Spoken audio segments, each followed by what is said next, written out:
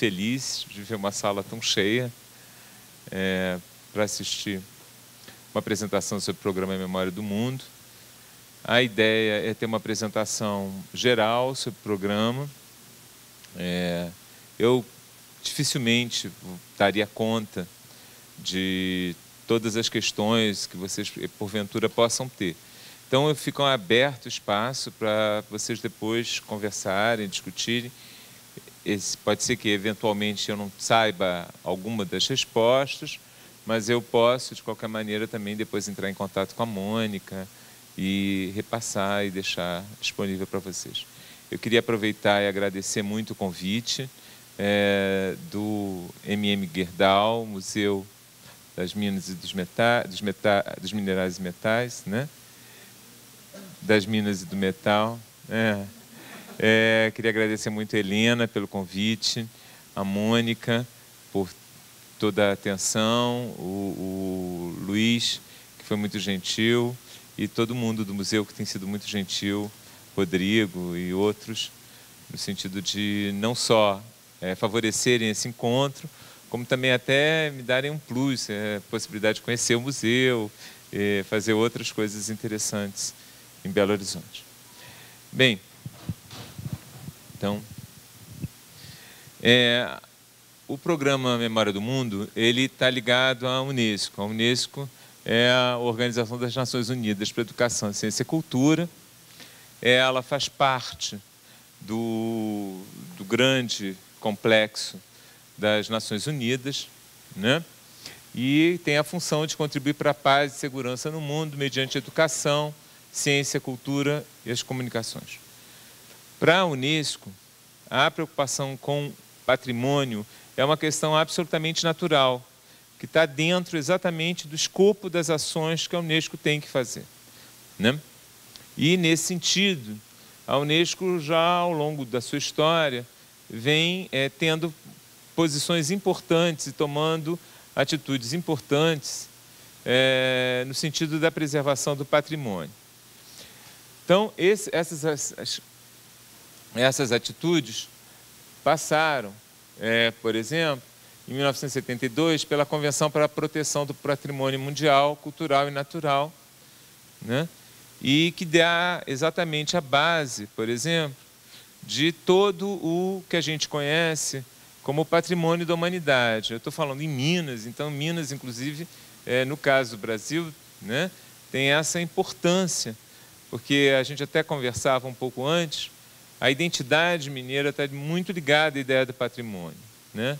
Minas é uma cidade, é um estado em que a presença da história e do passado colonial do país, né, além de, claro, a questão das minas mesmo, né, que esse museu tão bem representa, é muito, muito marcante. A gente tem, por exemplo, Ouro Preto, Diamantina, considerados patrimônio da humanidade, né?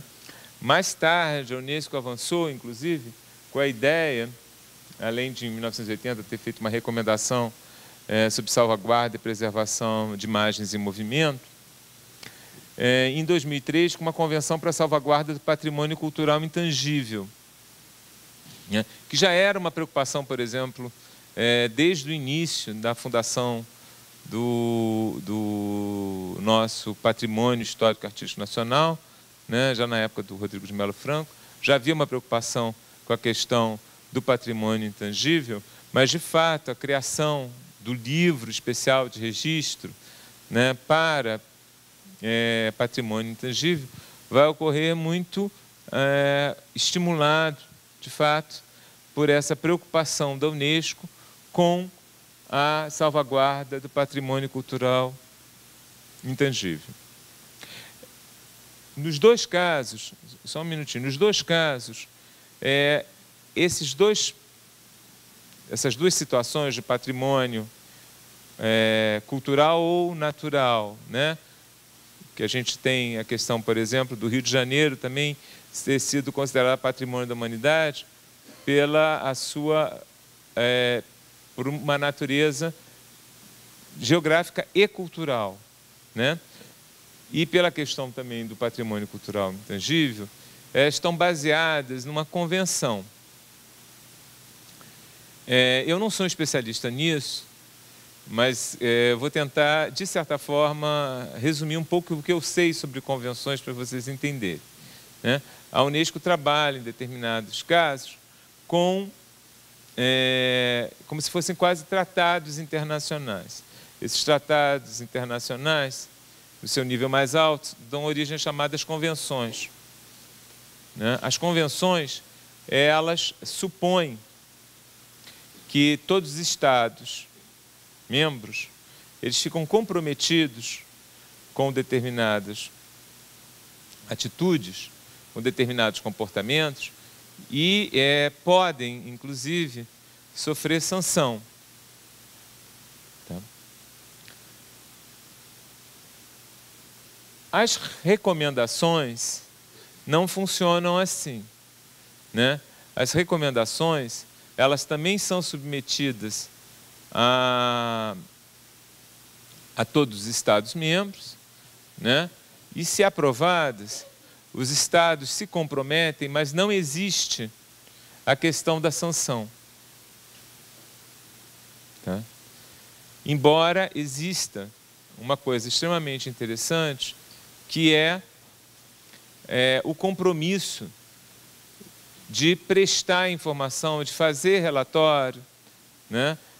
Demonstrando o que aquele Estado-membro está fazendo no seu território, no sentido de cumprimento daquela recomendação.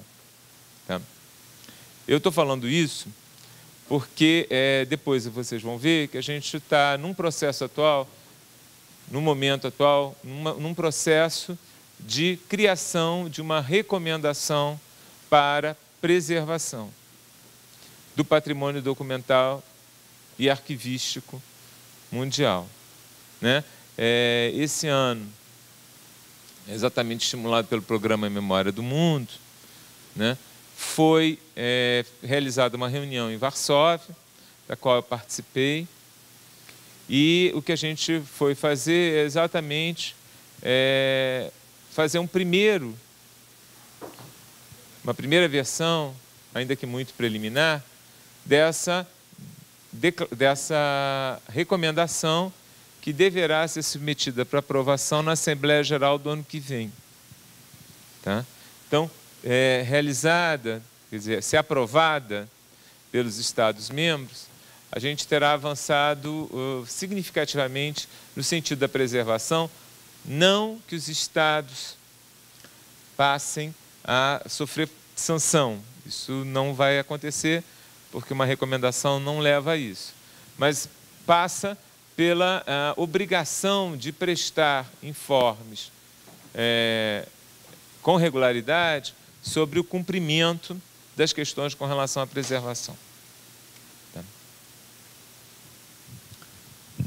A origem do programa tem a ver com o período em que Frederico Maior Zaragoza, que foi diretor-geral da Unesco de 1977 a 99, é ele que, na verdade, cria. A partir de um determinado evento bastante significativo, que foi a destruição da Biblioteca Nacional de Sarajevo em 1992. Tem uma foto ali da biblioteca, acho que a foto ficou muito ruim. Eu não tive apoio de ninguém com uma design para fazer uma apresentação melhor. Então é tudo muito doméstico, feito por mim mesmo. E essa biblioteca tinha anteriormente um acervo de cerca de 1,5 milhão de itens, dos quais 155 mil eram livros raros e manuscritos, né? E a biblioteca é totalmente destruída. E o Frederico Maior, ele tem uma experiência concreta com isso, porque ele vai a Sarajevo e vê isso, né? E, efetivamente, o que ficou muito claro, a partir daí, ficou muito evidente para ele, pode ser expresso nessa frase, né, que ainda que a documentação bibliográfica e arquivística constitua a maior parte da memória dos povos, né, ela tem uma fragilidade extrema, né? Nós vivemos num país tropical e, por exemplo, para nós, questões como umidade, temperatura, insetos, são extremamente fortes e são aspectos que realmente prejudicam a preservação do patrimônio documental existente no país. Mas, além disso, existe uma série de outras calamidades que muito facilmente acabam com acervos, né? Desde coisas naturais, como inundações, por exemplo. Tá? Então, há alguns anos atrás, houve uma grande inundação por água, e depois pela derrocada de uma série de morros, etc., na Venezuela, e a perda, em termos de documentos, foi absoluta, assim, é uma coisa extremamente complicada. Então, a gente tem, em outros países, sofrem furacões, terremotos, vulcões, né? Mas há também toda uma situação de incúria, né? De incúria. Então, inundações podem ser causadas por tubulações que se rompem, por exemplo. Tá? E muitas vezes, nossas instituições patrimoniais, e mesmo, né, a gente sabe muito bem que muitas vezes a guarda do acervo está em condições ruins, ele não se acha protegido desse tipo de problema, né? Então, em áreas de depósito, às vezes passam canos com água, né? E coisas semelhantes, e há telhados. Telhados são um problema, né? Em prédios antigos, são um problema. A gente, hoje em dia, é muito comum que, muitas vezes, prédios recém-restaurados, que ficam maravilhosos, etc., começam muito rapidamente a sofrer problemas com telhados. E aí você tem, se esses telhados, por exemplo, se a área de guarda de acervo está muito próxima a telhados, é muito comum que você sofra inundação por chuva, né? Você tem entrada de animais, telhas quebradas, permitem a entrada de pombos e de outros animais, morcegos, etc. Tá? Além de guerras, como foi essa, né? Então, a destruição desses acervos é uma coisa marcante. A destruição, e muitas vezes, em casos de guerra, pilhagem,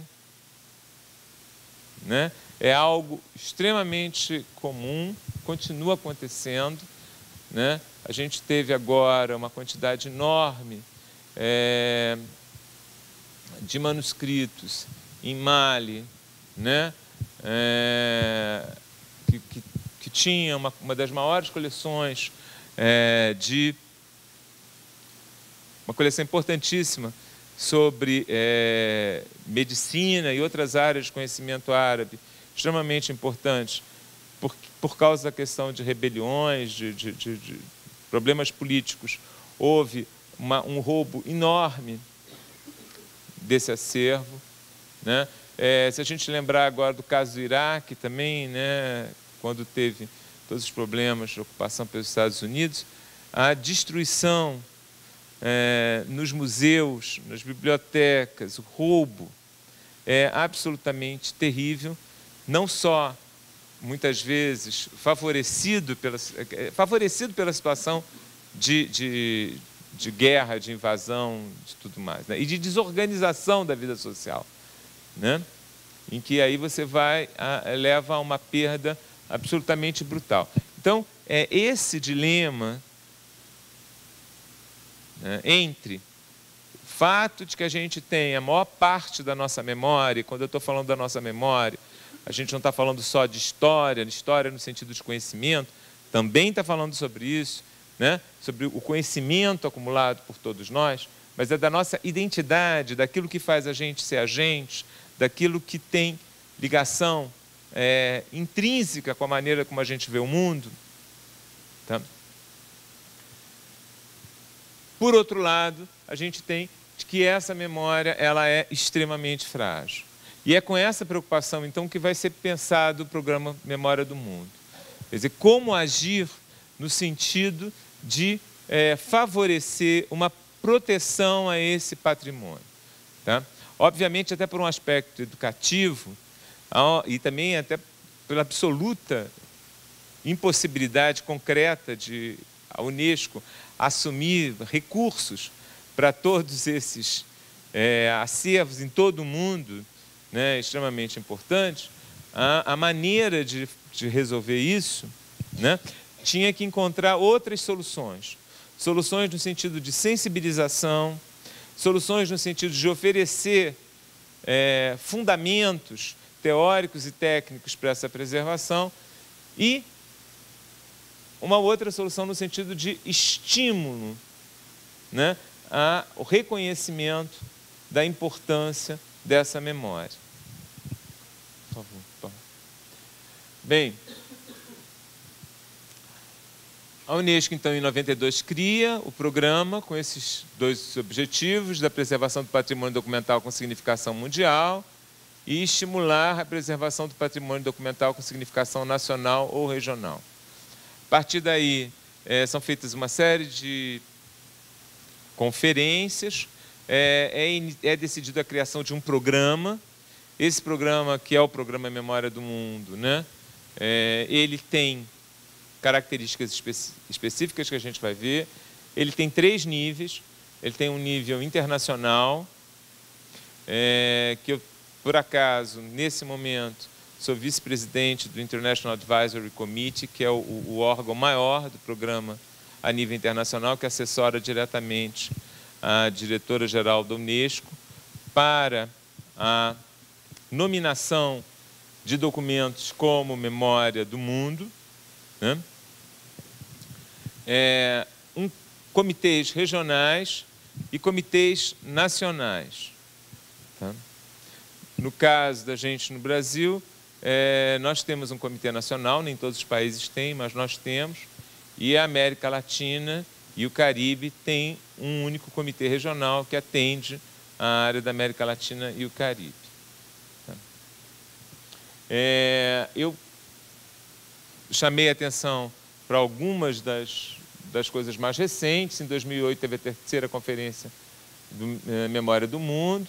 Em 2011, a 4ª Conferência, que foi em Varsóvia, que vai ter uma declaração importante. Em termos internacionais, você normalmente trabalha com organismos internacionais do tipo da Unesco. Convenções, recomendações e declarações. Declarações são afirmações de princípios, né? A recomendação já teria um aspecto muito mais prático. Não é só princípio, tem um aspecto prático e implica nessa questão dos relatórios. E a convenção é um acordo já que estabelece, inclusive, sanção para a não obediência a determinadas coisas. Então, a gente, em 2011, foi feita essa declaração. Em 2012, teve uma importantíssima reunião no Canadá, chamada Memória do Mundo na Era Digital, né, Digitalização e Preservação, porque essa é também uma das preocupações muito grandes do programa. O programa tem uma preocupação que é para o passado, né, para as formas tradicionais de produção documental, né, para os suportes tradicionais, que são papel, a película, pergaminho, essas coisas todas, mas tem que ter uma preocupação também com um tipo muito importante hoje em dia de documento, que é o documento digital, que está sendo produzido em grande escala e que não tem condições ainda estáveis, na maior parte dos lugares, para a sua preservação.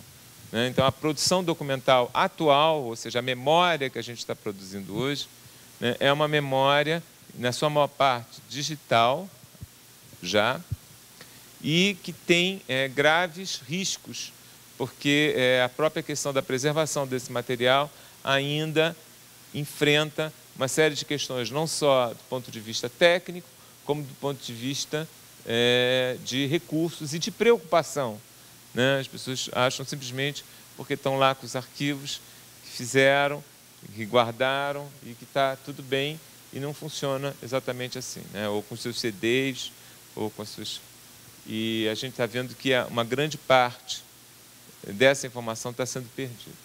E em 2014, essa reunião, que começou com essa versão preliminar, ficou muito interessante, porque a versão preliminar, dentro dessa perspectiva do próprio Memória do Mundo, ela tenta atingir essas duas dimensões, não só dos documentos modernos, digitais, produzidos agora, mas também dos documentos tradicionais, que em vários países, na grande parte do mundo, ainda continua sem condições de preservação corretas.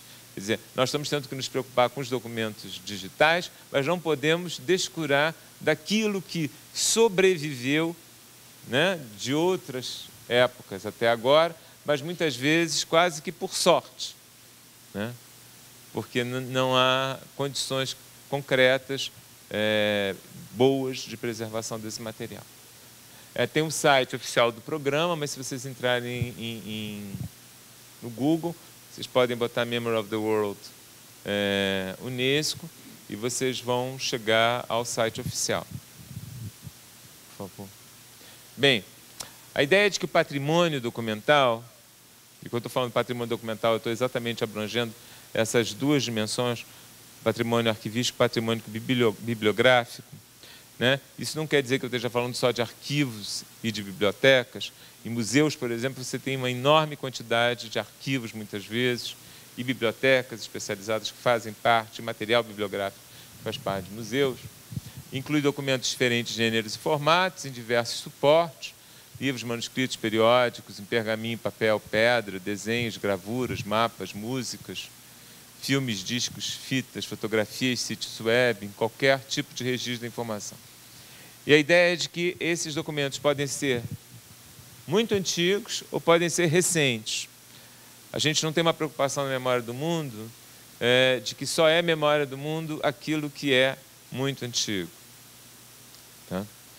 O que caracteriza a relevância da documentação proposta não é necessariamente a sua idade. E podem ser documentos ou podem ser conjuntos, fundos ou coleções, no caso de arquivos, sempre bem delimitados. O que eu estou querendo dizer que sempre bem delimitados? Por princípio, o programa não considera a memória do mundo um acervo inteiro de uma instituição. Tá? O acervo não, ou, por exemplo, digamos, um arquivo. Todo arquivo de Índias, por exemplo, toda a documentação do arquivo de Índias é considerada memória do mundo. Isso não ocorre. Por princípio, o programa não pode aceitar isso, né?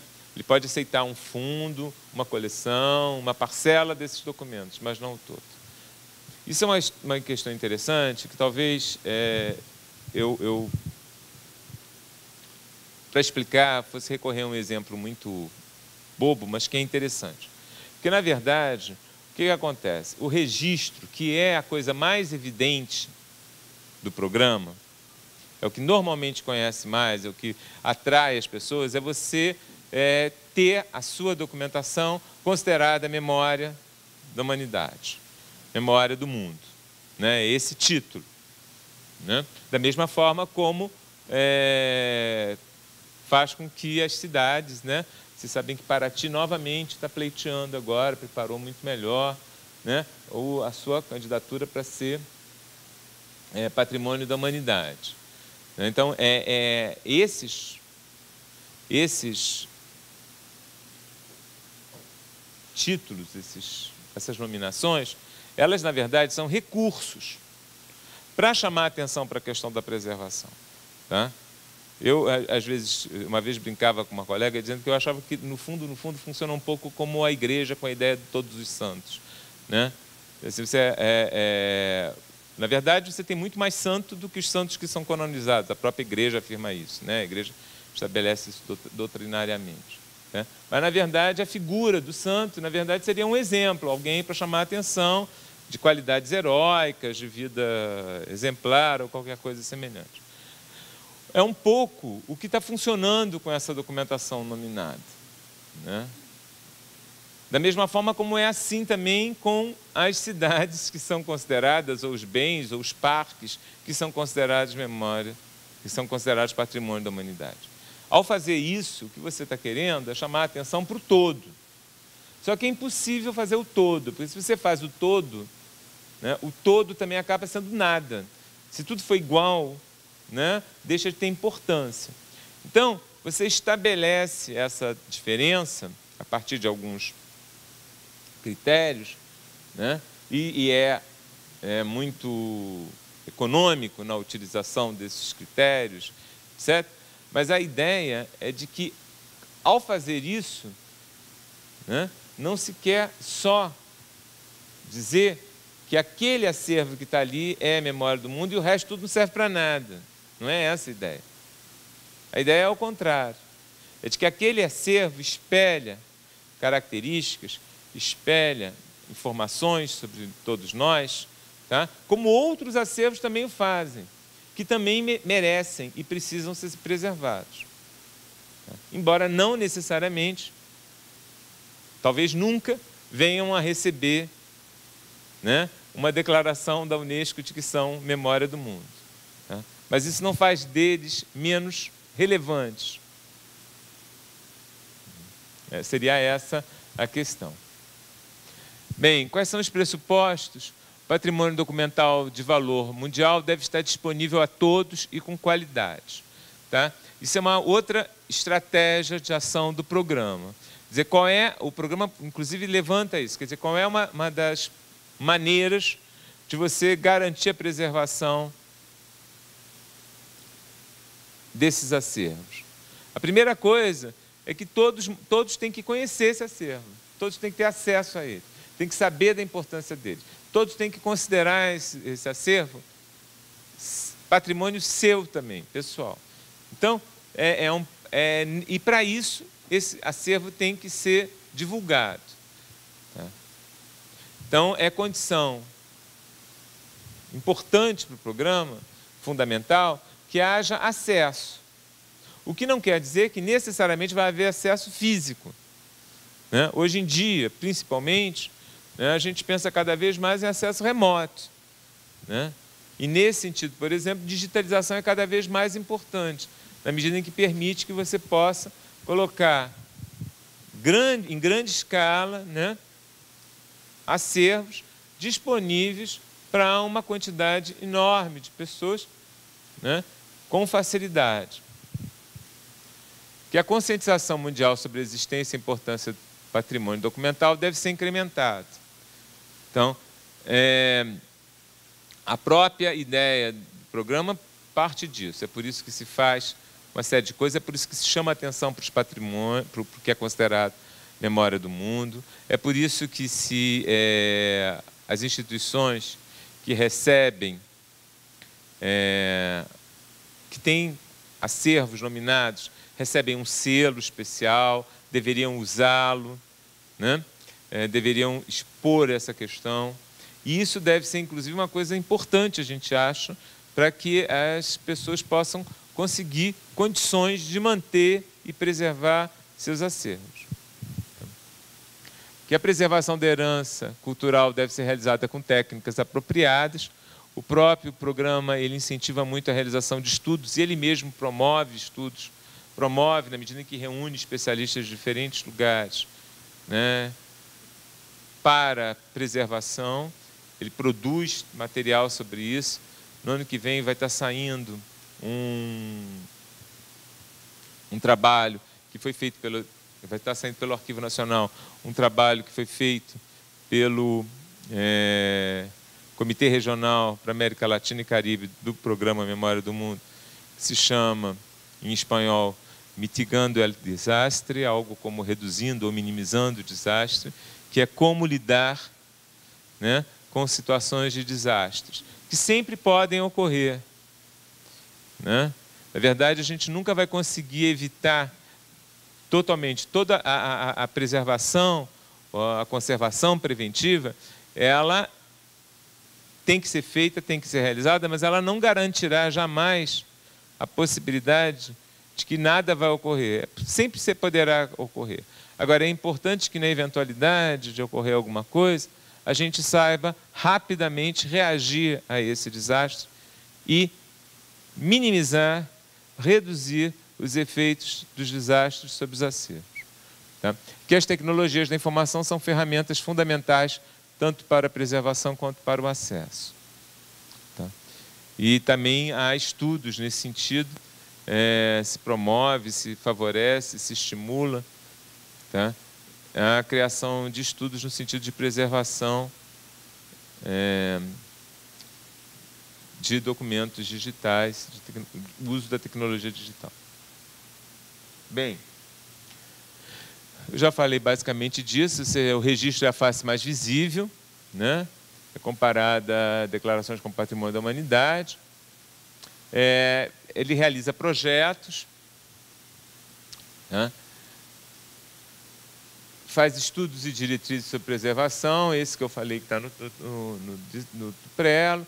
Diretrizes para a preservação do patrimônio digital é um outro. Eles todos estão disponíveis, inclusive, no site do MOULAC, e como também no site do próprio MOU Internacional na Unesco, você tem uma série de documentos e guidelines, etc., disponíveis para download. A gente está traduzindo esse para publicar, porque a gente achou extremamente importante ter, inclusive, isso à disposição no Brasil. Há um outro trabalho extremamente interessante sobre preservação, que a gente até gostaria também de publicar, mas está tendo muita dificuldade. Eu tenho uma certa facilidade de discutir essas questões no Arquivo Nacional, onde eu sou funcionário. Quer dizer, além de ser presidente, essas coisas aí todas, que na verdade eu queria dizer que nada disso dá dinheiro, é só avisar, que o trabalho todo da Unesco é voluntário, tá, gente? O trabalho é voluntário, isso é um trabalho que a gente não ganha nada com isso, exceto o trabalho. Mas, e como eu sou funcionário do Arquivo Nacional e sou professor da Universidade Federal Fluminense, mas no Arquivo Nacional há interesse, até maior facilidade. Eu sou presidente da comissão editorial da revista da instituição, então eu tenho uma certa facilidade para discutir coisas, faço parte do conselho editorial da instituição, tenho uma certa facilidade de propor coisas com relação a isso. A gente tem um trabalho muito interessante. O problema é que é um trabalho muito caro, né, de fazer, porque seria um trabalho colorido. A função dele, por uma série de razões, ele tem que ser um trabalho feito com qualidade, é caro, e a gente até agora ainda está procurando parceiros para poder assumir a tarefa. O Arquivo Nacional poderia fazer parte do trabalho, como, por exemplo, a tradução, etc., trabalhos na área de revisão, mas assumir sozinho a questão da impressão, da edição, a gente não conseguiria, né? E tem um prêmio que a cada 2 anos é distribuído, que chama-se Prêmio Jiqi, é um prêmio em dinheiro, tá, oferecido pelo governo da Coreia do Sul, tá, para ações na área de preservação. Tá? Então, instituições, ONGs, etc., que têm atuação nessa área de preservação de patrimônio, elas concorrem e podem ganhar esse prêmio, que é favorecido pela Coreia do Sul, que tem esse nome, porque esse, na verdade, ao contrário do que a gente normalmente pensa, que a gente pensa dentro da visão ocidental, de que a primeira publicação em tipos móveis é a Bíblia, né, de Gutenberg, mas, que inclusive também é a Memória da Humanidade, mas tem um documento que tem um nome terrível em coreano que eu não vou conseguir falar, mas que uma parte dele é Jiqi, que é o primeiro, de fato, exemplar impresso muito antes da Bíblia de Gutenberg, tá? Impresso com tipos móveis em metal na Coreia, muito antes. Acho que quase 2 séculos. Data. Eu acho que são quase 2 séculos. É uma diferença grande. E que hoje faz parte, quer dizer, esse documento está na Biblioteca Nacional da França, mas ele é por origem coreana, e a Coreia tem uma questão muito importante com isso. A Coreia dá uma importância enorme a essa questão da memória, do patrimônio, da cultura e da educação, né? Primeiro porque a Coreia, depois da Guerra da Coreia, estava destruída, e eles têm uma coisa impressionante. Toda vez que você tem contato com coreanos em atividades de cultura, etc., eu, por acaso, tive 2 reuniões na Coreia, então me chamou a atenção que os ministros chamam muito a atenção, isso porque são pessoas mais velhas, que falam, por exemplo, sobre como a Coreia deu o salto que deu e como começou isso a partir dos cadernos, dos livrinhos, das tabuadas, etc., que eram distribuídos pela Unesco. E na pobreza que tinha, e como esse material era o único material que eles tinham para coisa. E eles trabalham com isso extremamente, e tem a coisa da memória, do patrimônio, que é uma coisa extremamente importante para eles, né? É interessantíssimo que você tem um dos melhores aeroportos do mundo, que é o aeroporto de Seul, e que, obviamente, como todo aeroporto, hoje em dia, você sempre fica muito tempo no aeroporto, né? Porque agora, ainda mais com questões de segurança, você tem que ir não sei quantas horas antes para poder fazer uma viagem, blá, blá, blá. Eles montaram um esquema em que você tem, assim, várias oficinas no aeroporto, em vários lugares, em todos os terminais, mas não é uma, são 4 ou 5 oficinas por terminais, em que você tem experiências com patrimônio cultural da Coreia. E é muito interessante, porque eles pegam, assim, inclusive, para você faz trabalhos. Os turistas são convidados a ir para lá, é gratuito. E, por exemplo, você tem uma pequena aula para você imprimir uma gravura que é com tipo de madeira, com tinta, etc. Você imprime e fica ali aquelas 2 horas que você tem que ficar. Você vai imprimir a sua própria gravura a partir de uma técnica, né, sei lá, milenar coreana. Eu fiz um espelhinho horroroso com madrepérola, não sei o que, para fazer aqueles desenhos orientais. Eles ficam ensinando como é que você faz aquela coisa com laca e tudo. E é uma ótima maneira de você passar 2 horas no aeroporto. Se você não vai ficar comprando o mundo, né? Ou porque você não tem dinheiro, ou porque não tem vontade, é uma atividade. E o mais interessante de tudo que eu achei sempre é essa jogada da questão do patrimônio e do que você faz, que você leva. Que é o máximo. Entendeu? Você sai da Coreia levando um pedaço da cultura da Coreia feita por você. Que é uma coisa super inteligente do ponto de vista de marketing cultural, né? Eu achei isso uma jogada impressionante. Então tem de tudo, né? Tem gente que se veste de imperador coreano, porque eles têm lá todas as roupas. Tem muitas opções para você ter contato. Então, desde a criança que tira foto com a roupa de imperador ou imperatriz, etc., até essas atividades de natureza, de artesanato, de cultura, que são interessantíssimas. E é claro, como você faz uma coisa que não é tão bonita quanto a que eles vendem, você ainda acaba comprando uma outra, né? Você faz a sua, compra uma deles, que o seu não fica tão bom, né? Mas é bem legal. Eu puxei alguns exemplos de documentos registrados no registro internacional, tá? Você tem uma variedade muito grande. Poderia pegar... Nós temos mais de 300 documentos ou conjuntos documentais de uma quantidade enorme de países. Eu não me dei o trabalho de fazer um levantamento porque me daria muito trabalho, eu não tinha tanto tempo para isso, mas muitos e muitos países têm muitos, inclusive, que não têm comitê nacional, mas que participam do programa oferecendo acervos para serem nominados. Eu peguei alguns dos últimos, porque alguns ou porque tem uma ligação comigo, por alguma razão, ou porque eu achei interessante, me chamaram a atenção de alguma maneira, e é interessante. Uma é a documentação do órgão responsável, do arquivo do órgão responsável pela reconstrução de Varsóvia, né? Varsóvia ficou completamente destruída após a guerra. Isso é uma das razões, inclusive, da Polônia ser tão importante no programa. Vocês viram que teve uma reunião,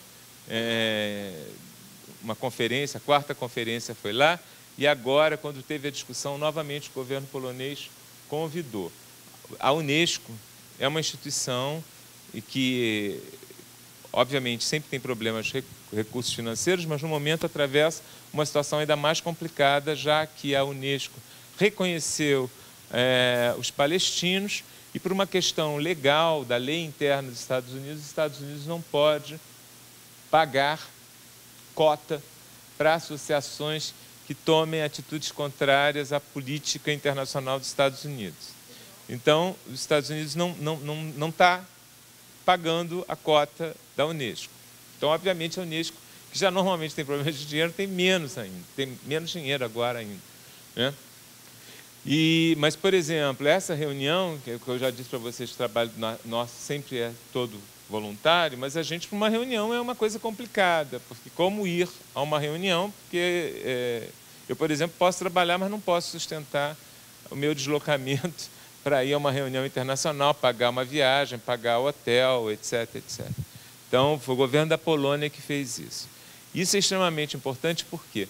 Porque Varsóvia, hoje em dia, e isso virou uma atração turística, Varsóvia foi toda recuperada. Se você não sabe disso, se viesse alguém de Marte que não soubesse que Varsóvia foi destruída na guerra, você ia chegar em Varsóvia e olhar e dizer assim, olha que coisa, que cidade que preservou uma parcela tão grande, né, de prédios antigos, prédios medievais, prédios da Idade Moderna, né, prédios do período do Antigo Regime, etc. Né? Não, Varsóvia todos aqueles prédios são reconstruídos ao final da Segunda Guerra Mundial. E como é que foi reconstruído? A partir do arquivo daquele órgão, que reúne plantas, iconografia, fotografia, filmes, etc., de todos os prédios, praças, ruas, etc., da cidade. E isso foi usado no detalhe da cor, no detalhe de como é que a escultura que tinha na fachada, etc. Então, essa documentação é preciosa para eles, né? A documentação da coleção de música da Catedral de La Plata, na Bolívia. Os diários de Anne Frank, né? Para quem é um pouco mais velho, a Anne Frank era assim, muito presente para a gente. Toda a minha geração, por exemplo, leu os diários de Anne Frank. Né? Esses são os originais. Sim, óbvio, são os originais. O programa só registra, nomina originais. Tá? Mas aí a gente lia, claro que não os diários, a gente lia os diários publicados. Eu me lembrei também aqui, e até falei com o Rodrigo, que eu achava que ele devia ler, pelo tipo de coisa que ele comentou, tão interessante da visita, Minha Vida de Menina, de Helena Morley, que também foi uma leitura muito comum numa determinada época. Que ela que faz que morava em Ouro Preto e que é extremamente interessante sobre a vida em Minas no final do século XIX.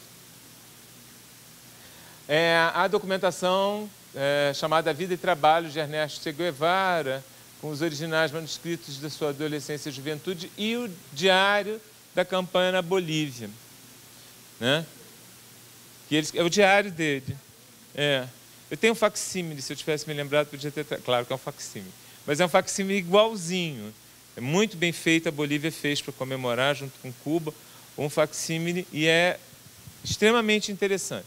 E eu também quero chamar a atenção disso. Esse caso, por exemplo, essa nominação causou alguns problemas, principalmente nos Estados Unidos, chamou muita atenção, houve muita discussão nos Estados Unidos sobre a nominação da documentação do Che Guevara como memória do mundo.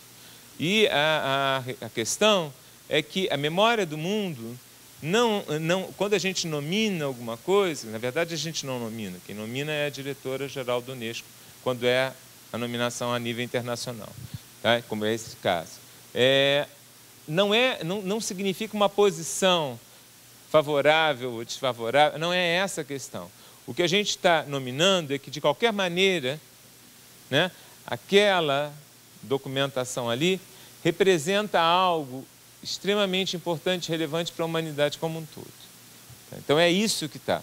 Não entra nisso uma posição política. Então, da mesma forma como se nomina isso, mas se nominou, por exemplo, tá, todo o arquivo do gueto de Varsóvia, que foi organizado por um historiador, na época, um judeu preso no gueto, né, que junto com outras pessoas, também lá, percebendo a situação, o que era aquilo e a necessidade de documentar, decidem documentar a vida no gueto. Tá? E, ao final da guerra, eles colocam, antes do final, eles vão espalhando no que eles conseguiam, em latas, em coisas, eles vão espalhando em vários lugares, né, da área do gueto, a memória das pessoas que estavam no gueto. Quem estava, quem foi trabalhar, como é que era estudar, o que se tentava fazer para se tentar um mínimo de vida, para se conseguir continuar vivendo, pensando, aspirando um mundo melhor, etc.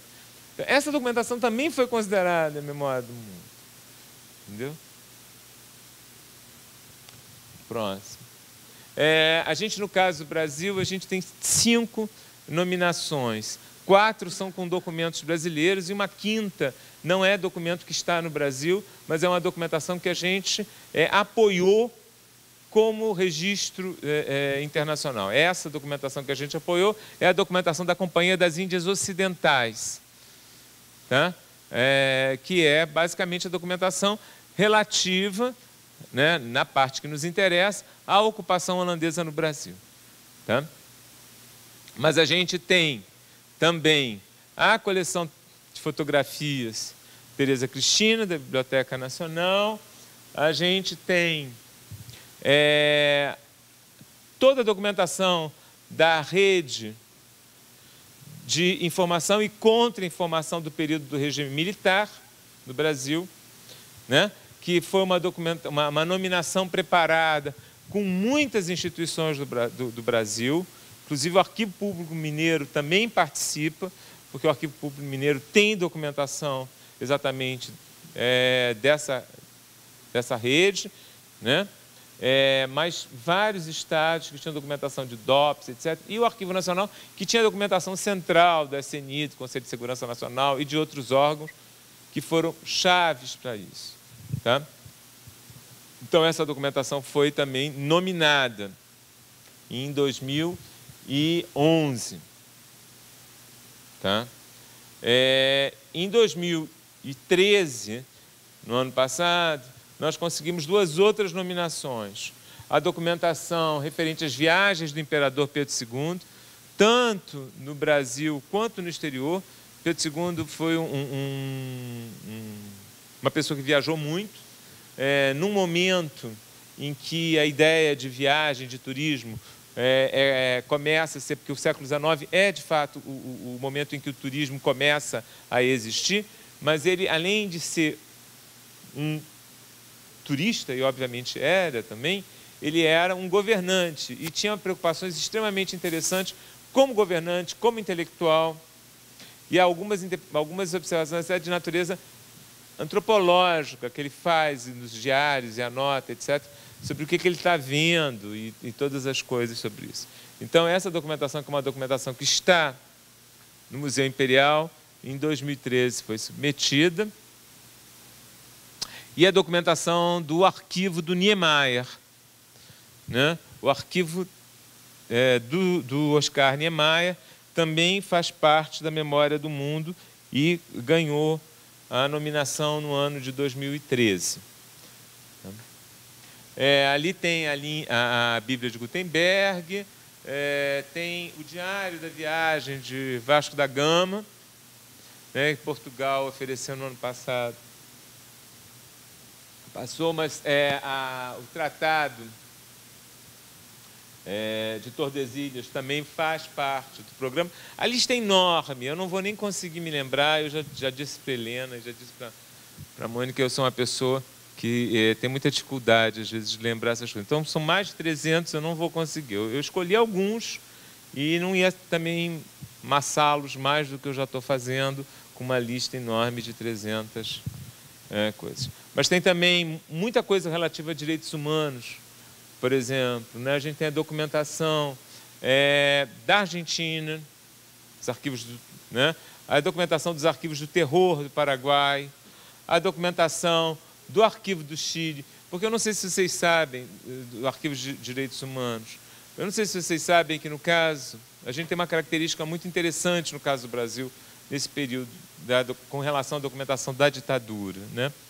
Nós somos, dos países que sofreram ditaduras militares, o país que mais tem documentação oficial, por características específicas da nossa administração, da maneira como a gente faz as coisas. A gente tem uma quantidade enorme de documentação oficial, né?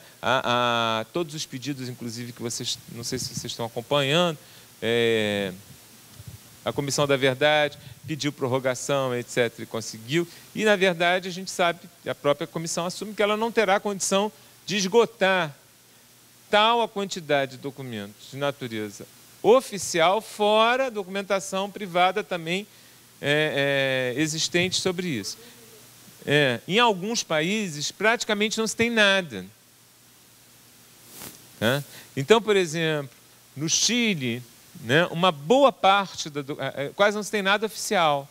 No Chile, uma boa parte, a maior parte, não é a única, mas a maior parte do acervo é o acervo da Vicaria de Solidariedade, que era uma instituição criada no âmbito da Arquidiocese de Santiago, que teve um papel importantíssimo. Tá?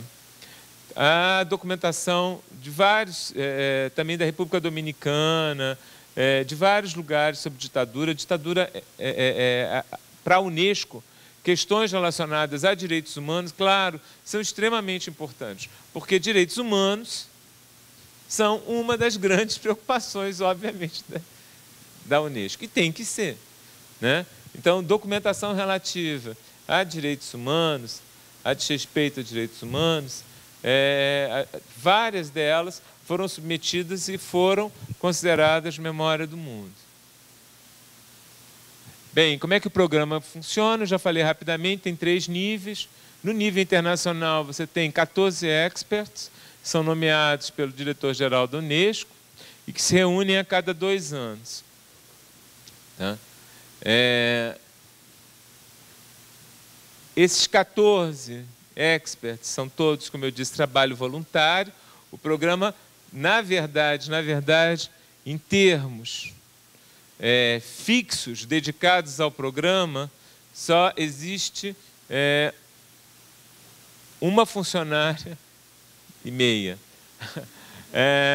E temos uma segunda funcionária da Unesco que exerce da parte da sua jornada, ajudando a responsável pelo programa. O resto todo do programa, é claro que usa a estrutura da Unesco, né? A Unesco tem escritórios regionais em vários lugares, os escritórios estão comprometidos com o programa e ajudam, etc. Mas as pessoas efetivamente que produzem, que trabalham, que se reúnem, etc., que avaliam, que vão estudar e tudo mais, são pessoas que não são indicadas pelos países. Tá? Quer dizer, claro que eu represento o Brasil, obviamente, mas eu não fui indicado pelo governo brasileiro, né? A gente é escolhido pelas qualidades, pela experiência, pelo trabalho que tem sido feito, é convidado a participar e o trabalho, então, é voluntário. Tem 3 vice-presidentes e um relator. Um presidente, 3 vice-presidentes e um relator. Hoje em dia nós estamos com um presidente de Gana, 3 vice-presidentes sou eu, uma colega do Líbano e um colega da Alemanha e um relator que é da Nova Zelândia. E Eventualmente, se há condição, se há recursos, se há uma necessidade muito grande, a gente poderá ter reuniões nos intervalos desses 2 anos.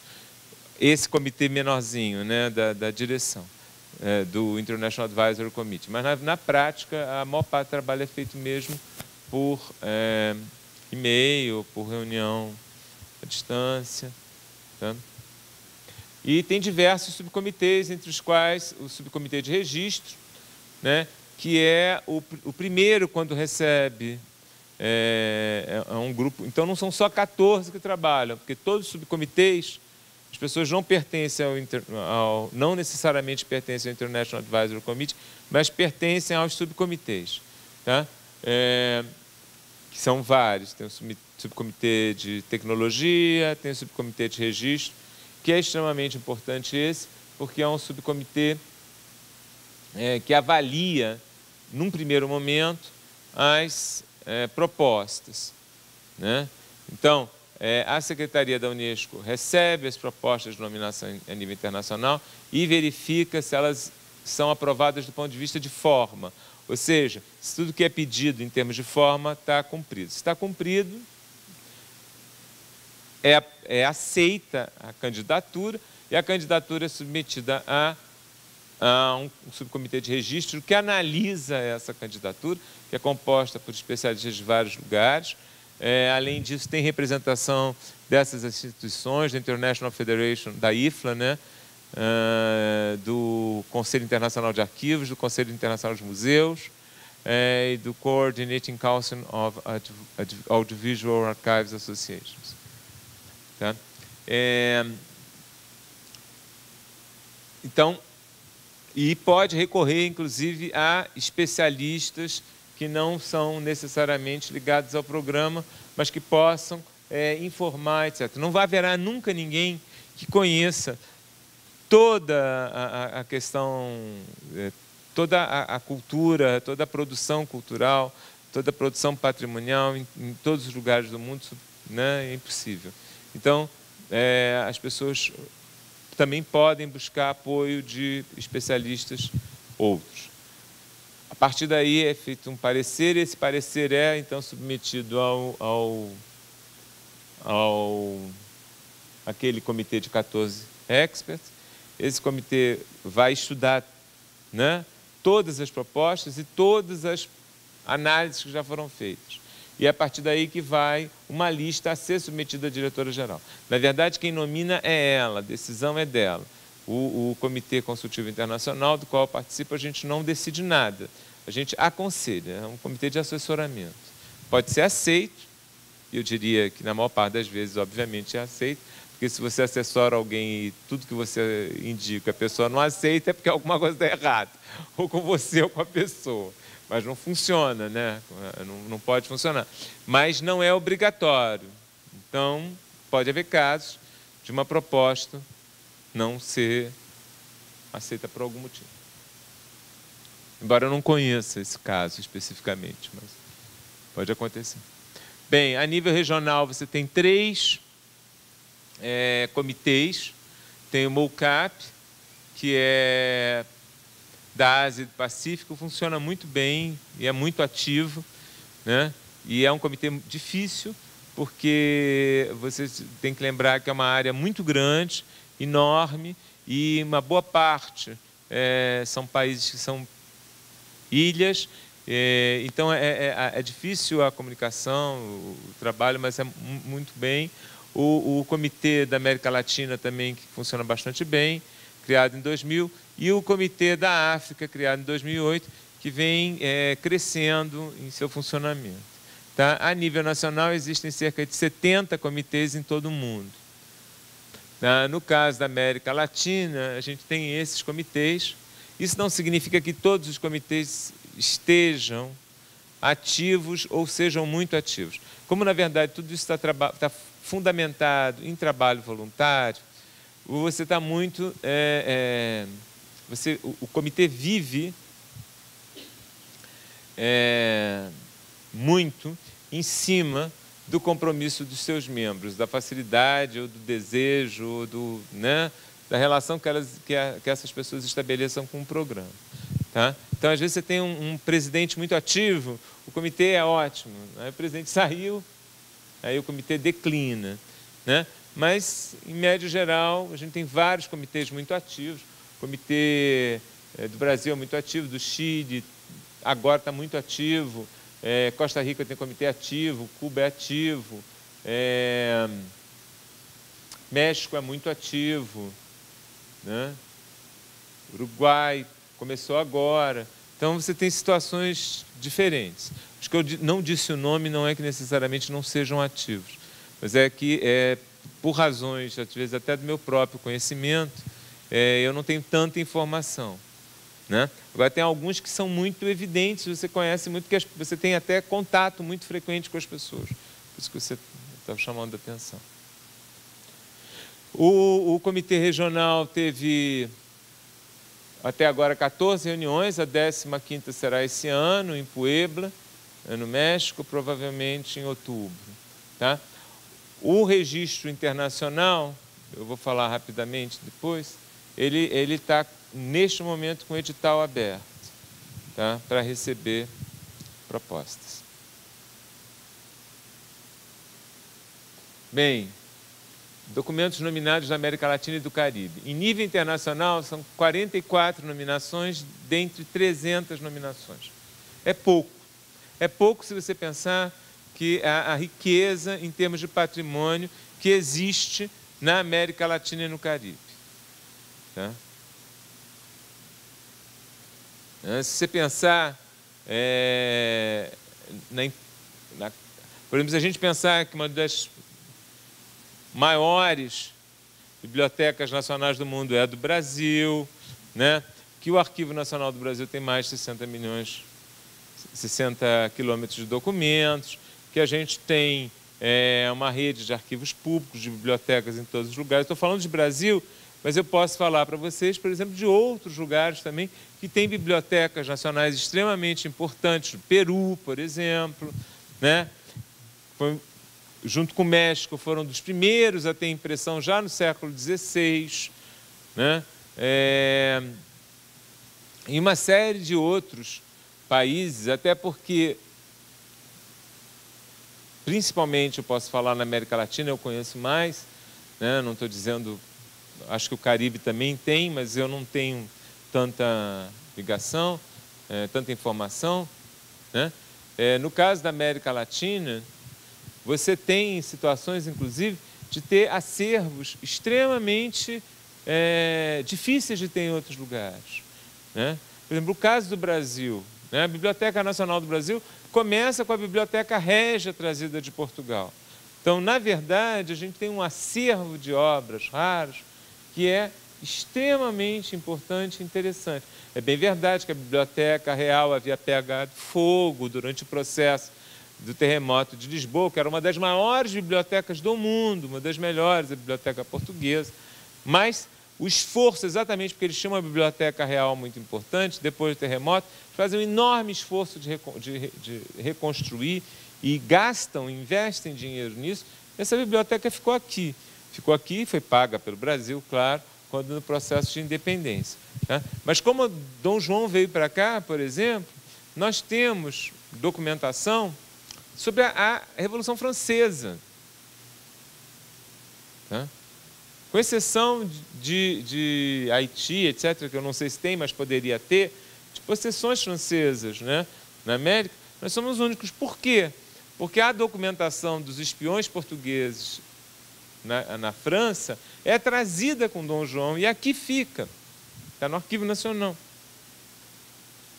Então, há uma riqueza nesse sentido de patrimônio em nossos países, e eu dei esses exemplos, mas podia dar outros mais recentes, né, e muito mais, que não se faz presente quando a gente vê a lista.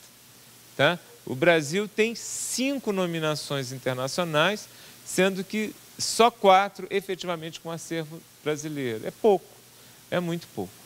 A gente está tentando incentivar exatamente que isso aumente, e a gente até, esse ano, ofereceu 3 candidaturas.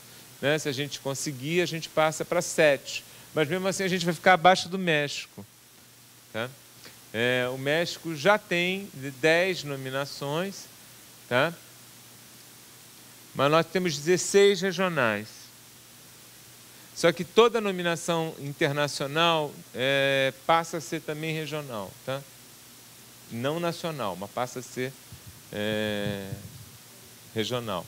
Porque há uma determinação do Comitê Regional que todas as nominações internacionais são também consideradas regionais. Tá? Quando tiver registro, RegInt, que significa que tem registro internacional, tá? Mas esses são alguns dos acervos no Comitê para a América Latina e Caribe, a coleção do Imperador, né, de fotografia, basicamente a coleção de Tereza Cristina, a documentação do Sistema de Informação e Contra-Informação, os documentos da viagem do Pedro II, Fundo Oscar Niemeyer, o Atlas e o mapa do cartógrafo Miguel Antônio Sierra, foi importantíssimo. Miguel Antônio Sierra é importantíssimo para exatamente o Tratado de Madrid, né, para resolver o problema da divisão entre territórios espanhóis e territórios portugueses. O Fundo Comitê para a Defesa dos Direitos Humanos dos Países do Cone Sul, esse está sendo candidato agora à nominação internacional, tá? É uma documentação extremamente importante, uma documentação de uma instituição fundada, entre outros, por Dom Paulo Evaristo Ardes, não só por ele, mas também, mas de certa forma, assumida e protegida pela Arquidiocese de São Paulo, e que foi extremamente importante no papel de denunciar, de divulgar, de distribuir informação sobre prisões, atos contra direitos humanos, perseguições, etc., nas diversas ditaduras ocorridas no Cone Sul. Tá? E a coleção Ferdinando Diniz, que está em Paris, mas que tem uma parte dela no IEB, em São Paulo. Tem documentos do Ferdinando Diniz. Isso fez uma coleção fictícia, reunindo documentos da Biblioteca de Santos Genevieve, onde está o conjunto da obra, o maior conjunto da obra do Ferdinando Diniz, com a documentação do Ferdinando Diniz, que está no IEB de São Paulo, Instituto de Estudos Brasileiros. O arquivo do Museu de Música de Mariana, né? Foi o primeiro acervo brasileiro nominado no comitê regional, né? E agora, nesses dias, eu vi uma reportagem sobre todo o processo, está sendo todo digitalizado para ser disponibilizado. Fiquei muito feliz. O filme Limite, do Mário Peixoto, o Fundo Arquivo...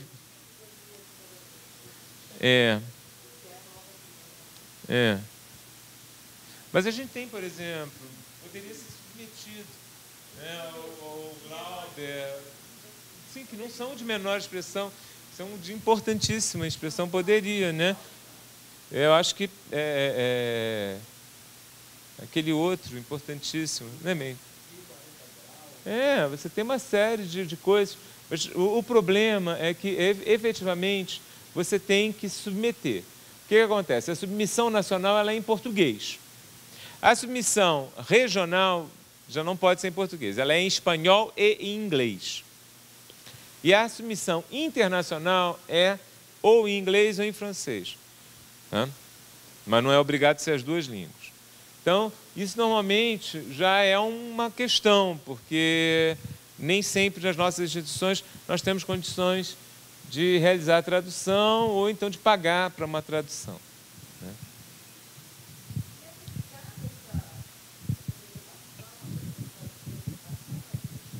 Existem formulários, eu vou falar rapidamente sobre isso. Existe um formulário como o processo de você propor, tem uma série de critérios, você tem que comprovar esses critérios, você tem que juntar também provas, evidências, tipo isso, por exemplo, o recurso àquela documentação em diversas obras, por exemplo, que tenham sido publicadas. Se for no Brasil, Mas se eu estou publicando, se eu estou propondo internacionalmente, eu vou ter que provar, inclusive, não só com intelectuais brasileiros, mas provar que internacionalmente aquele acervo já é relevante, é importante, etc. Eu tenho que ter depoimentos de pessoas que vão, importantes na área, etc., que vão dizer, olha, de fato, isso aqui é extremamente importante e tal. O Fundo Carlos Chagas, a Carta Real, a Carta Régia de Abertura dos Portos, o Arquivo do Serviço de Proteção a Índios, a coleção Jéssica von Puttkamer, a coleção IP Afro, que é o Arquivo Abdias do Nascimento, e a Viagem Filosófica, a Expedição Científica de Alexandre Rodrigues Ferreira, nas capitanias de Grão-Pará, Rio Negro, Mato Grosso e Cuiabá, né? Que reúne a documentação da Biblioteca Nacional com a documentação do Museu Nacional.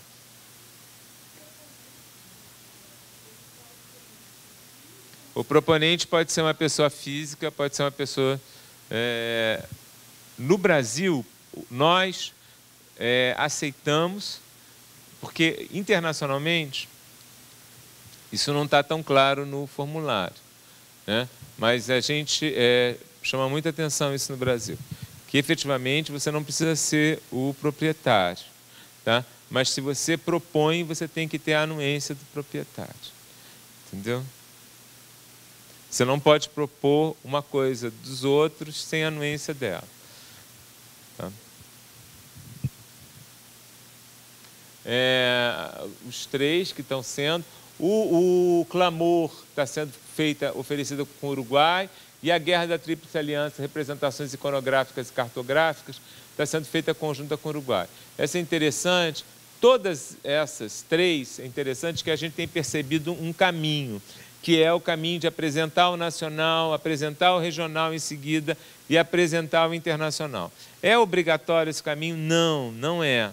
Você pode ir direto ao internacional e não apresentar o nacional. Só que na prática é interessante você fazer o caminho. Por quê? Porque cada vez que você sobe, você ganha o apoio e o reconhecimento por aquele nível. Então, nacionalmente é importante, aí vai para o regional. Aí o regional diz que é importante, isso obviamente, quando chega ao internacional, além de todas as formalidades que você tem de cumprir na postulação, chega com outra força, tá? Internacionalmente, você só pode submeter de 2 em 2 anos e cada país pode oferecer 2 candidaturas só do país, tá? Mas pode oferecer quantas candidaturas quiser, se for em acordo, em parceria com outros países. Por isso que a gente está oferecendo 3, né? Na verdade, a gente podia até oferecer as 3 com o acervo do Jéssica von Puttkamer. Ele é um cineasta e fotógrafo extremamente importante. Essa documentação está na Pontifícia Universidade Católica de Goiás. E essa documentação é uma documentação que pega toda a questão, uma série de povos indígenas ali do meio da Amazônia. E essa documentação, porque esses povos também têm presença na Colômbia, no Peru, na Bolívia, seria interessante que a gente tivesse acordos com esses países e apresentasse a documentação conjunta. Infelizmente foi muito difícil, é muito difícil às vezes, e eu tentei muito até, e eu tenho até uma certa facilidade, porque até o ano passado eu era presidente do Comitê Regional. Eu saí do Comitê Regional e eu já participava do Nacional, e não queria ser, nunca pensei em ser presidente, mas eu tive um problema e tive que sair da reunião, e aí eles me elegeram. Aquelas coisas que você não pode fazer. Numa reunião de eleição, você não pode faltar, porque essas coisas que podem ocorrer. Mas eu tinha, então, eu tenho um certo contato com os países da América Latina e do Caribe, né, que foi construído em 4 anos no regional. E mesmo assim foi muito difícil. Eu consegui com o Uruguai, então o Clamor é a Guerra da Tríplice Aliança, que é muito interessante, porque a Guerra da Tríplice Aliança foram 9 instituições do Rio de Janeiro que fizeram, iam apresentar, e eu sugeri que elas deviam procurar apoio de outros países, e eles conseguiram apoio do Uruguai, que também tinha uma documentação importante relativa à Guerra do Paraguai. E é uma guerra muito interessante nesse sentido, essa coleção, porque a gente tem que lembrar que a Guerra do Paraguai É uma guerra já documentada com fotografia, né? Que ao mesmo tempo mantém desenho, né? Que tem quer dizer, em que você tem avanços em termos de topografia, etc., mas você tem toda uma área que tinha muitos problemas, né, de reconhecimento cartográfico e que é resolvido durante a guerra. Tá? Então, a ideia foi apresentar essa documentação, não é a documentação militar da guerra, é a documentação basicamente iconográfica e cartográfica. Tá? Bem, quais são as razões para a inclusão no registro do programa? Primeiro, eu acho que deve ser a questão de você divulgar o seu próprio patrimônio. Eu acho que, efetivamente, embora possa parecer bobo, mas isso é importante, acho que a nominação, ela dá orgulho também. Eu estive no Peru no ano passado, a última reunião que eu participei do Comitê Regional foi no Peru, no ano passado. E eu fiquei impressionadíssimo, porque a reunião que foi feita no Peru, em vários lugares em Lima, eu encontrava pôsteres enormes, banners monumentais, nós outros somos memória do mundo. E eu fiquei impressionado, porque eu nunca tinha tido a dimensão de como, por exemplo, eles estavam orgulhosíssimos. No caso do Peru, isso era extremamente importante. Eles trabalharam com uma documentação de biblioteca, uma coleção dos incunábulos peruanos, que foi considerado. Isso foi uma coisa extremamente importante para o Peru, porque o Peru teve uma perda há pouco tempo, brutal, por roubo, na Biblioteca Nacional, eu acho que de mais de não sei quantos milhares de livros. Né? Então,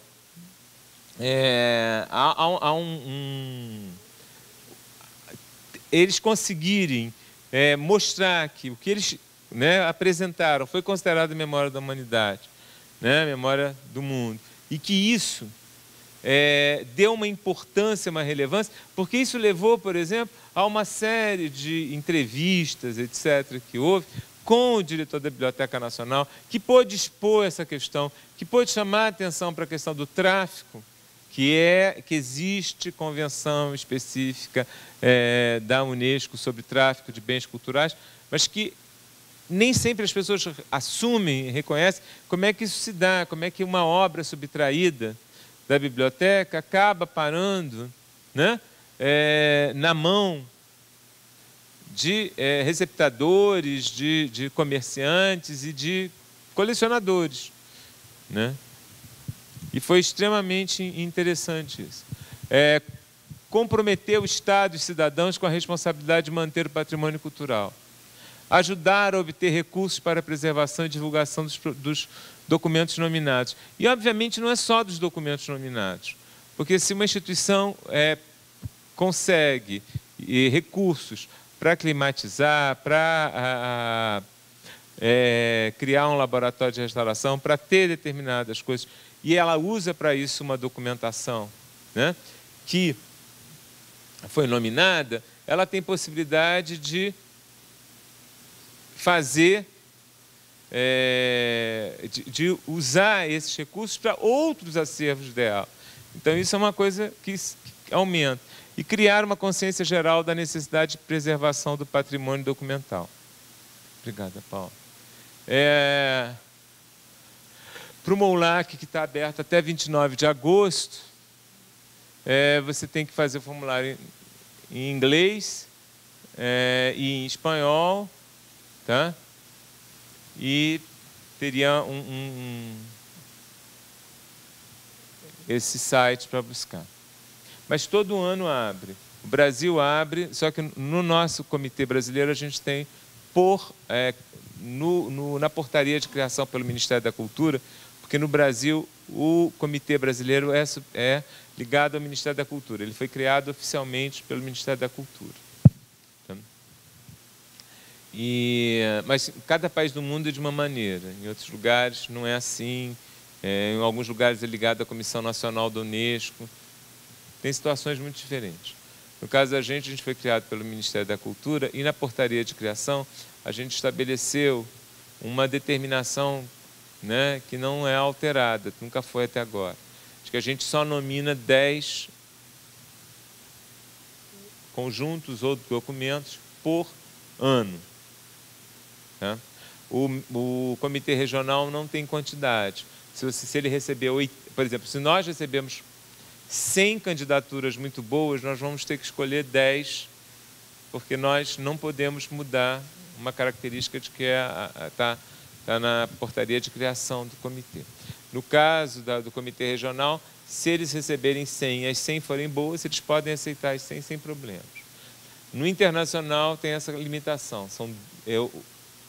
O internacional é de 2 em 2 anos, né? Abre sempre no ano ímpar, por volta de outubro, né? Porque por volta de outubro sai, de setembro a outubro sai as nominações dos 2 anos anteriores. Aí em outubro abre e vai até março do ano par. E aí você pode oferecer 2 candidaturas nacionais e quantas quiser, desde que haja parceria com outros países. Tá? Bem, rapidamente o Comitê Nacional. Infelizmente a gente não tem um site, as informações podem ser obtidas na página do Arquivo Nacional, tem um setor Memória do Mundo, você clica lá e tem algumas informações. Não tem tudo, se a gente tivesse um site seria mais interessante, a gente está pensando em como resolver isso, tem alguns problemas que a gente tem que solucionar para isso, mas uma questão que eu posso assegurar a vocês é que a correspondência enviada para a gente é respondida. Então, a gente responde sem problemas e também, se consultado por telefone, a gente tenta logo responder. Tá? Ele foi criado em 2004, tem 17 membros. A gente tem representação de instituições e tem representação de pessoas consideradas especialistas. Tá? Isso não funciona assim em outros países, ou seja, cada país, quanto ao Comitê Nacional, decide o que quer. No caso da gente, a gente tem representação do Arquivo Nacional, tem representação do IFAM, tem representação do Ministério da Cultura, tem representação de setores, como arquivos audiovisuais, arquivos eclesiásticos, arquivos militares, tem representação de associações de ensino e pesquisa. Tá? As nominações em 2007, Clamor, né? Está sendo agora internacional, o Arquivo Getúlio Vargas, o Arquivo Guimarães Rosa, o Arquivo Machado de Assis, o Arquivo Oswaldo Cruz, o Filme Limite, o Fundo Nova Capital, o Fundo Polícias Políticas, Inconfidência em Minas, Levante de Tiradentes, Vereanças da Câmara Municipal do Rio de Janeiro. Eu não vou ler todos, podem passar. Carlos Chagas, Joaquim Nabuco, Carta Régia, Leal, né? O Acervo do Jéssico, que foi fotografias de Canudos, Relações Vapores, né? O Atlas Ving Bonds, que é... Né? Bem, há uma questão que eu vou falar para vocês, que é uma pena. Eu gostaria que isso fosse mudado, ainda não consegui que fosse mudado, eu tenho tentado incentivar, mas me parece estranho, porque o programa é para arquivos e bibliotecas, né, para documentos arquivísticos e bibliográficos. Mas, na verdade, existe, no caso do Brasil, no caso específico do Brasil, o programa faz muito sucesso entre arquivos, não faz tanto sucesso entre as bibliotecas. E eu acho uma pena, que a gente tem acervos importantíssimos de biblioteca, ainda bem que esse ano a gente está teve candidatura com biblioteca, porque eu acho que eu encho tanto o saco das bibliotecárias que elas ouviram, porque é importante você ter a presença desses acervos de bibliotecas, né? Acervos biblioteconômicos, que são extremamente importantes, né? Tem coleções extremamente importantes, né? Eu acho que às vezes pode até ser complicado, só grandes bibliotecas tenham obras tão raras, que tenham uma única ou poucos exemplares daquela coisa no mundo, mas há conjuntos, né, de biblioteca que são às vezes extremamente raros, por exemplo, extremamente interessantes. Tá?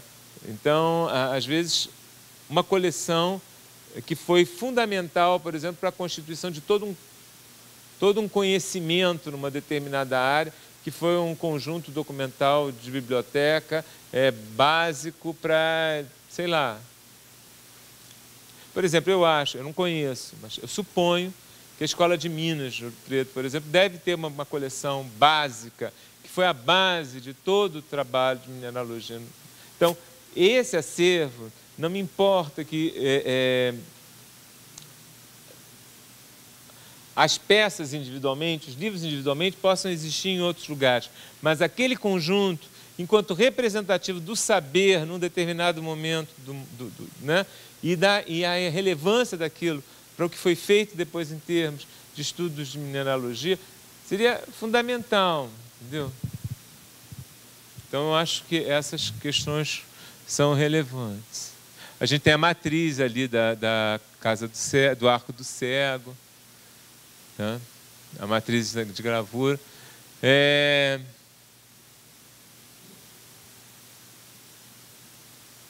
Bem, aí temos o Fundo Câmara Municipal de Ouro Preto. Em 2012, Minas participou.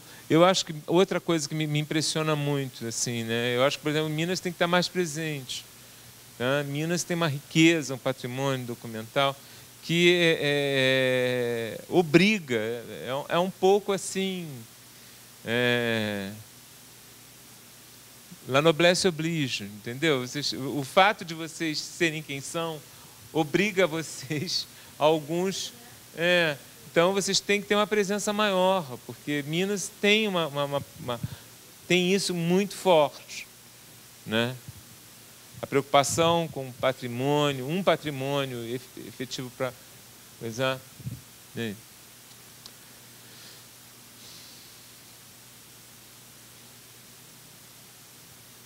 Então, você tem desde coisas...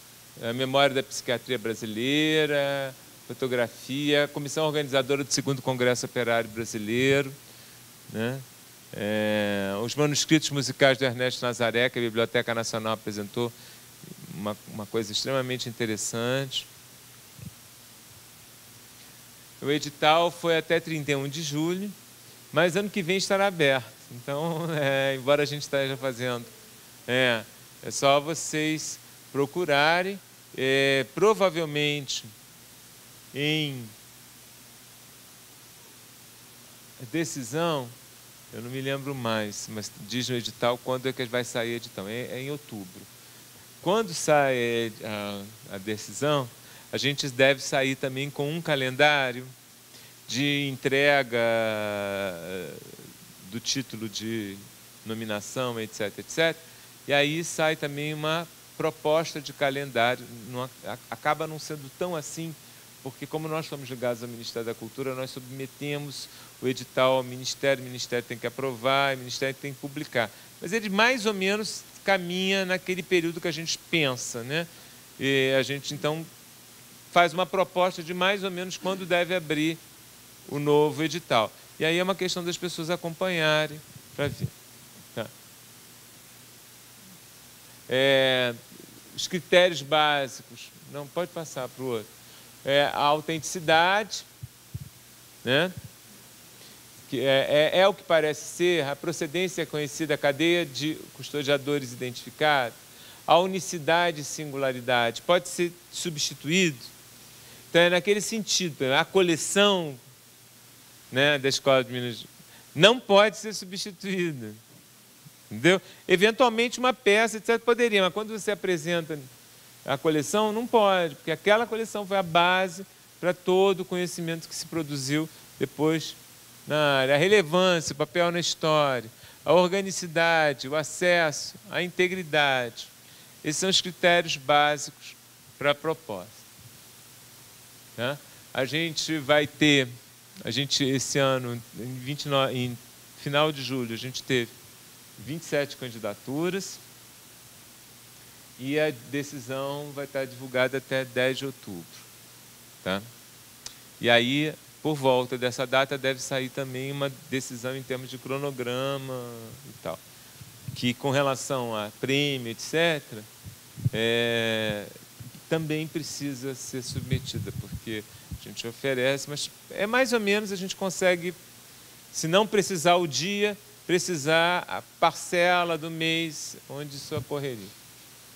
Bem, aí tem um formulário, o formulário tem condições, eu acho que não vale a pena nem continuar daqui, eu acho que eu já amassei vocês para burro, mas de qualquer forma o que eu queria dizer é o seguinte, todo ano a gente inclusive faz oficinas para treinamento, né, para facilitar, explicar como é que preenche, etc, etc. Então, a gente tem feito isso regularmente há 3 anos. A gente já fez uma oficina aqui em Minas, no Arquivo Público Mineiro, há 2 anos atrás, inclusive porque um dos membros do comitê é o professor Caio Bosque, que é a pessoa que representa a questão dos arquivos eclesiásticos, né, que é uma pessoa que tem um enorme conhecimento sobre isso, e que é mineiro. Então, eu e o Caio, a gente deu uma oficina há 2 anos atrás, eu acho, no Arquivo Público Mineiro. Mas todo ano a gente dá oficinas em vários lugares. Em algumas, naquele ano houve uma facilidade, o Ministério da Cultura até ajudou, pagou. A gente, como eu disse para vocês, tem custo. Eu tenho que vir do Rio de Janeiro, isso significa que eu vou ter um hotel, eu tenho uma passagem, eu ainda continuo comendo, embora eu não devesse. Mas essas coisas acabam, né? Então, o Ministério da Cultura assumiu esses custos e fez. Esse ano, a gente fez oficinas também, né? E a gente está aberto para oficinas também, o comitê está aberto. Se alguém quer organizar, junta 2, 3, 4 instituições, convida, a gente tenta ver como pode ser com a questão do recurso, se o Ministério da Cultura puder ajudar. A gente tem tido bastante facilidade, apoio do Ministério, né? Não posso... A minha experiência concreta, é de que tem havido um apoio bastante bom. Então, eu acho que se houver a possibilidade, tenho certeza que sim. Senão, a gente consegue tentar encontrar uma solução também, né? De alguma maneira, a gente consegue combinar alguma coisa e fazer. Tá? Eu acho que eu falei demais, porque a Mônica me botou tanto medo que eu tinha que falar eu nunca falei tanto tempo. Mas como ela botou muito, que era uma coisa maior, não sei mais o quê, então eu acho que eu desatei, me senti livre. E não é entrevista, né? Eu dei uma entrevista eu fico todo tolhido com medo. Aqui eu me sinto meio em aula, entendeu? Exceto achando que é muito maçante, eu gostaria que vocês interrompessem. Como não interromperam, eu acho que agora fica assim, vocês estão intimados a conversar comigo sobre isso. Por mim, eu acabo, estou aberto a todas as perguntas.